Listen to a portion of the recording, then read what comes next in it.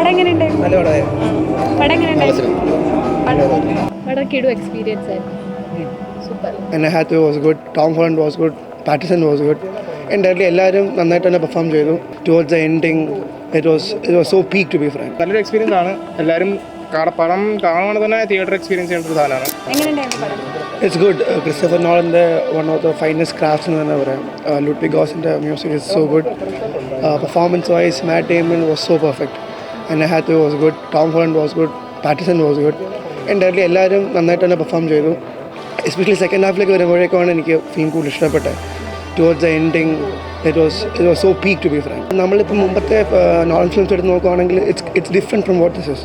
കാരണം ഇത് Greek മിത്തോളജിയെ base ചെയ്തിട്ട് ഒഡീസിയെ ബേസ് ചെയ്തിട്ടുള്ള ഫിലിമാണ്. അപ്പോൾ ആ ഒരു പുള്ളിയുടെ ഒരു approach it's completely different from what he had tried earlier.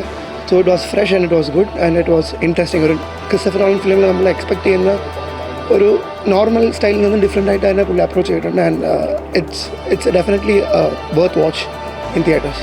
Average ആണ്. എക്സ്പെക്ടേഷൻ മീറ്റ് ചെയ്യാൻ പറ്റിയില്ല. എക്സ്പെക്ടേഷൻ ഒന്നും ഇല്ലായിരുന്നു. ആവറേജ് സ്ലോ പേസ്ഡ് പടം. മസ്റ്റ് വാച്ച് ആണെന്നൊന്നും പറയത്തില്ല. അതും ഇത് രണ്ട് സബ്ജക്റ്റ് അല്ലേ, അപ്പോൾ കമ്പയർ ചെയ്യേണ്ട ആവശ്യമില്ലല്ലോ വേറെ സിനിമകളായിട്ട്. ജസ്റ്റ് നോർമൽ റോൾസ് എല്ലാവരും ചെയ്തേക്കണേ. പൊതുവെ പുള്ളിയുടെ പടം അയക്കുമ്പോൾ എന്താ പറയുക, ഈ സൈക്കോളജി ആ ഒരു ഇതിലാണല്ലോ എല്ലാവരും ചിന്തിക്കുക. അപ്പം അങ്ങനത്തെ എന്തെങ്കിലും ബുക്കിംഗ് ആയിട്ടുള്ള സാധ്യതകൾ തോന്നി? അങ്ങനല്ല, ഇത് നമ്മൾ കമ്പയർ ചെയ്യാൻ ശ്രമിക്കുന്നുണ്ട് അവരുടെ പ്രീവിയസ് സിനിമകളായിട്ട്.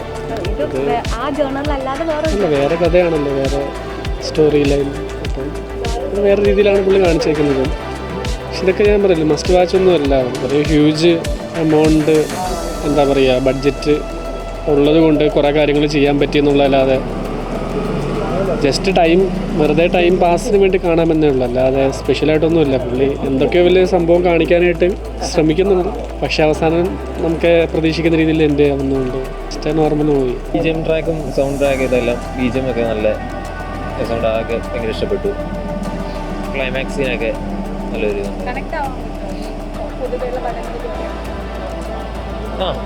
കുഴപ്പമില്ല കണ്ടു. പിന്നെ സ്റ്റോറിയുടെ ഒരു കണ്ടിന്യൂഷനാണ് ഒരു ഇതായിട്ട് വരുന്നത്. അപ്പം അത് കണ്ടവർക്ക് ഇച്ചിരി കൂടെ ഒരു നല്ല ഇതാവും. ഇഷ്ടപ്പെട്ടു. പടം ബേസിക്കലി നല്ലൊരു പടമാണ്. നോളൻ്റെ ഒരു ഡിഫറെൻ്റ് ഒരു സാധനം ആക്ച്വലി കണ്ടിരിക്കുന്നത് നല്ലൊരു എക്സ്പീരിയൻസ് ആണ്. എല്ലാവരും പടം കാണുവാണെങ്കിൽ തന്നെ തിയേറ്റർ എക്സ്പീരിയൻസ് ചെയ്യേണ്ട ഒരു സാധനമാണ്. പിന്നെ നോളൻ്റെ ആയതുകൊണ്ട് നമ്മളൊരു സാധനം എക്സ്പെക്ട് ചെയ്തിട്ടുണ്ട്. അതിൻ്റെ അത്രയും എത്തിയിട്ടില്ല, എന്നാലും പടം ബേസിക്കലി നല്ലതാണ്, ഗുഡാണ്. നല്ല പടം. ടോമിന്റെ ആക്ടിംഗ് ഒക്കെ നല്ലതായിരുന്നു.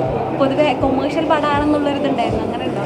കൊമേഴ്ഷ്യൽ പടം ശരിക്കും അവരുടെ ഒരു സർവൈവൽ ജേണിയാണ് മൊത്തത്തിൽ കാണിക്കുന്നത്. സാധാരണ നമ്മുടെ ട്രോയ് എന്ന് പറഞ്ഞ പടത്തിൻ്റെ ബാക്കിയായിട്ട് കൂട്ടാം, മീൻസ് അതിനകത്ത് വന്ന് തീരുന്നതിൻ്റെ ബാക്കിയായിട്ട് ടോപ്പ് നാച്ചായിരുന്നു പടം. കിടു എക്സ്പീരിയൻസ് ആയിരുന്നു. സൂപ്പർ. ഒന്നും പറയില്ല, അത്രേ ഉള്ളൂ. ഒരു നോവൽ ബേസ് ചെയ്തെടുത്ത അഡാപ്റ്റേഷൻ നന്നായിട്ടുണ്ട്. ഒരുപാട് പ്രതീക്ഷ വെച്ച് പോവുകയാണെങ്കിൽ ഇഷ്ടപ്പെടാൻ ഞാൻ വലിയ എക്സ്പെക്റ്റേഷൻ ഇല്ലായിരുന്നു. ഞാൻ അങ്ങനെ കാണാൻ ഉദ്ദേശിച്ചതല്ല, അപ്പം അത് പടം കാണണമെന്ന് വിചാരിച്ചിട്ട്